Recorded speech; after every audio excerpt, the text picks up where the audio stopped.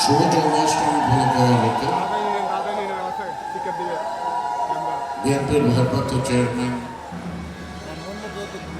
আমাদেরকে সবাইকে এই দিনের শুভেচ্ছা জানাবেন।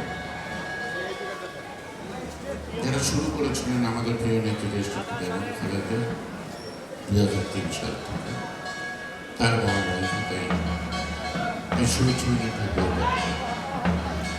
আজকের এই শুভ অনুষ্ঠানের সম্মানিত সভাপতি আমাদের প্রিয় নেতা বিএনপির সংগ্রামী মহাসচিব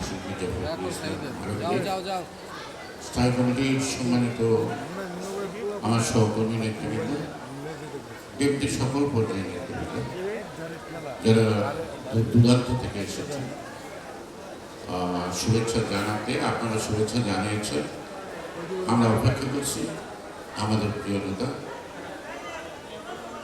জনাব তারেক রহমান আমাদেরকে শুভেচ্ছা জানাবেন। তার শেষ আমরা অনেক কথা শুনলাম। আগামীতে সকলের কর্মকাণ্ডের মধ্যে দিয়ে বিশ্বাস আমি বক্তব্য রাখবো না, বক্তব্য শুনতেছি, বক্তব্য শুনলাম। আমি এখানে একটু নিপুণকে দায়ী করবো। থেকে এদেরকে না আনা আমার ভালো ছিল, যেহেতু অন্যান্যদের কষ্ট হয়েছে।